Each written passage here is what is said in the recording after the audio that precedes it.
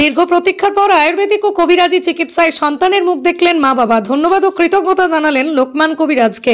Silchar NIT ফকির tiller বাসিন্দা রঞ্জিত নুনিয়া 2016 ইংরেজিতে সামাজিকভাবে বিবাহের পর 8 বছর অতিক্রম হওয়ার পরও কোনো সন্তান পাননি। অনেক চিকিৎসা ও কবিরাজি করার ফলেও কোনো সুফল হয়নি। অবশেষে ধলাই সপ্তগ্রাম লস্কর আয়ুষ মার্টের লোকমান কবিরাজের চিকিৎসার পর একটি কন্যা সন্তানের জন্ম হয়। দীর্ঘ 8 বছর পর কন্যা সন্তান জন্ম হওয়াতে পরিবার সহ মা বাবা খুশি ব্যক্ত করেন। এ নিয়ে রঞ্জিত নুনিয়া বলেন, অনেক জায়গায় চিকিৎসা করেছেন তিনি, সরকারি বেসরকারি সহ কবিরাজি চিকিৎসা করেও নিরাশা হয়ে পড়েছেন তিনি। অবশেষে লোকমান কবিরাজের আয়ুর্বেদিক ও কবিরাজি চিকিৎসার পর তাদের জীবনের আলো দেখছেন তারা। এদিকে কবিরাজ লোকমান জানান, স্ত্রীরোগ, মানসিক রোগ সহ বিভিন্ন রোগের চিকিৎসা করেন তিনি। ঈশ্বরের কৃপায় সমাজের দুস্থ পরিবারের চিকিৎসা করে আসছেন, অনেকেই এতে উপকৃত হয়েছেন। তাই আগামী দিনে সুচিকিৎসার জন্য যোগাযোগ করতে আহ্বান জানান কবিরাজ লোকমান।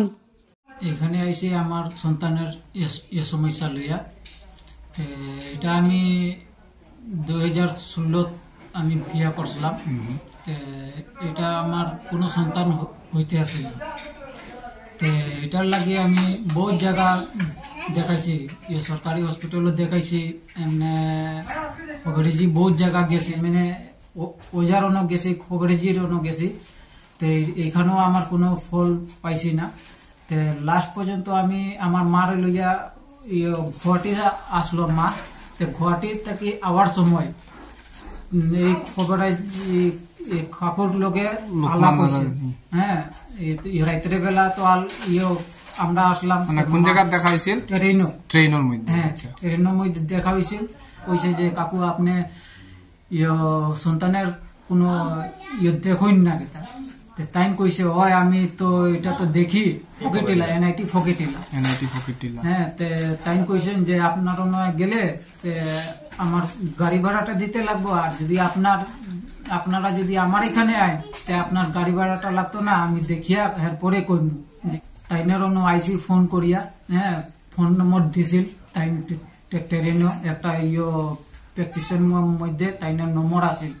ও নম্বরটা লইয়া ফোন করিয়া তাইনের আইসি আইয়া দেখছেন। তাই দেখিয়া আমার বউরে দেখছেন, দেখিয়া কইছে যে ঠিক আছে, এটা তো 3 মাসে আমি করে দিব, কিন্তু আমি 1 বছরের টাইম দিলাম।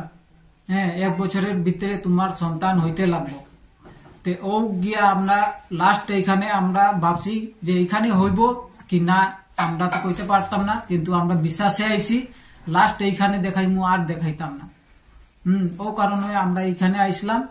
আর কাকু যেরকম কইছি এরকম আমরা করছি। আর টাইম তাবিজও দিছেন, আর ওষুধও দিছেন, যেরকম খাওয়ার লাগে কইছেন এরকমে আমরা খাইছি। 3 মাস হয়েছে না ওষুধটা খাওয়ার। তো 3 মাস পরে আমরা পজিটিভ আই গেছে। হ্যাঁ, 3 মাস পরে পজিটিভ আই গেছে। তো কাকুরে জানাইছি, কাকু পজিটিভ আই গেছে। তো কাকু আরো ওষুধ দিছেন আমারে, এইগুলা এরকম করিও। তো সেই রকম করছি। আজকে সামনে মাসের মানে গত মাসের, হ্যাঁ, নভেম্বর মাসের 30 তারিখে আমার পুত্রী জন্ম হয়েছে, কন্যা সন্তান। বইন আছিল সবিতা নুনিয়া।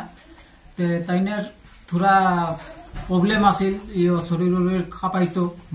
তাইনও বহুত জায়গা দেখাইছে, ঠিক হয়েছে না। আমিও কাকুর কথা কইছি, তাইনের লইয়া আইছি আমি। হ্যাঁ, আইয়া কাকুরে দেখাইছি। দেখাইবার পরে তাই এখান থেকে ওষুধও নিছে, তাবিজও দিছেন। এখন মোটামুটি 1 মাস তো পুরা আরাম সুস্থ। তো আপনি যেন এখানে একটা যেন ফলাফল পাইছেন, মানে মেসেজটা আপনি কিতা দিতেছেন যে এরকম যে মানুষ যে আছে এখনো আছে, ছেলে মেয়ে ফাইরা না, সন্তান ফাইরা না, তার কাছে আপনি কিতা মেসেজ পাঠাইছেন? আমার কাছে এটা অনুরোধ, যারা পায় না, যখন পাইছে না, তাই ফোন নম্বর দেওয়া থাকবো। হ্যাঁ, ফোন করিয়া তাইনের আইন আইয়া কিতা হয় না হয় 100% সাকসেস হইব। আর না হইলে তাই ইলাও কইছেন যে তোমার যদি খরচ হইব যেটা, এটা যদি তুমি সন্তান যদি না পাও তে আমি পয়সা রিটার্ন করিয়া দিব, এইরকম আমারে কইছিল। তাই যেরকম গ্যারান্টি দিছিলা ততটুকু তুমি পাইছো, গ্যারান্টি দিয়া আমারে কইছেন যে তুমি যত টাকা তোমার খরচ তুমি যদি না পাও তে তোমার পয়সা রিটার্ন করিয়ে দিব আমি, এইরকম গ্যারেন্টি দিয়া তাই ওষুধ দেন আর তাবিজও দেন। প্রথম উদ্দেশ্য হইল মানুষের সেবা করা। দ্বিতীয় উদ্দেশ্য হইল যে আমি এর কাছ থেকে কিছু মানে কবিরাজি ব্যাপারে গুয়াহাটি থেকে আইতে তার লগে দেখা হয়েছে। গরিব মানুষ মেডিকেল কলেজে 1 লাখ 1.5 লাখ টাকা ডিমান্ড করছে, এর মধ্যে গ্যারান্টি দিছে না। আমি সাইয়া হয়েছি আমি উপরওয়ালার নামে একটা ছোট্ট পূজা দিতে লাগো। হ্যাঁ, এই পূজাটা তুমি বিশ্বাস করে যদি দেও, পূজাটা দেওয়ার পরে যদি সাকসেস না হয়, জানি এই পূজাতে একটা খরচ আছে, আপেল টুপেল এটা দিয়ে বাচ্চা করে খাওয়াইছি, আশীর্বাদ দিয়েছি, দোয়া দিয়েছি উপরওয়ালার গেছে, হ্যাঁ দিয়েছি। দেওয়ার বাদেও হচ্ছে যদি সন্তুষ্ট না হতে এই পয়সাটাও রিটার্ন ফেলে দিবে। হ্যাঁ, যাই হোক উপরওয়ালার দোয়া আশীর্বাদে এটাই একটা ঘটনা না, আরো এগুলা বেজান ঘটনা আছে, হাজার হাজার ঘটনা আছে করছি। কিতা কিতা ট্রিটমেন্ট করেন? আমার 1 নম্বর স্টেটমেন্ট হইল নার্ভের পাগল তো একদম 100%। এটা যদি আমার পয়সা করে দেয়, আমি রাস্তাঘাটে যারা পাগল উগল ঘুরে এরারে আমি একটু সহযোগিতা করব। আমার ঘর কমপ্লিট হওয়ার বাদে যারা জঙ্গি রাস্তায় যারা ঘুরে এরারে আনিয়ে আমি সুচিকিৎসা করব। ভালো হওয়ার পরে তারা গার্জেন তলব লইমু, তলব করিয়ে তারা রাত তুলে দিব। এটাই হইল আমার মেইন উদ্দেশ্য।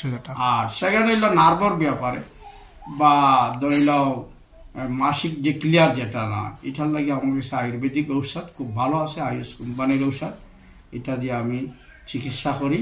আর মূল্যাকি ব্যাপারে আল্লাহ পাক রব্বুল আলমিনের কাছে কিছু হই। আরো বিশ্ব হিন্দু পরিষদেরও বই আছে, অনেক বই আছে, এটা বই থেকে আমি কিছু করি, ভালো ভালো জিনিসটা করি, খারাপ কোনো জিনিস করি না আর করতাম না কোনোদিন। আমার কাছে 3টা জিনিস আছে, কেউ জাদু মন্ত্র এটা আমি করি না, শুধুমাত্র মানুষের বালাই লাগে যতটুকু করা লাগে ওটা আমার লাগি কর্তব্য। কারণ আমি একটা এই যে নিয়ে আমি সিদ্ধান্ত নিয়ে এই ফার্মেসিটা খুলছি, যাতে ভবিষ্যতে আমার থেকে মানুষ উপহার পায়।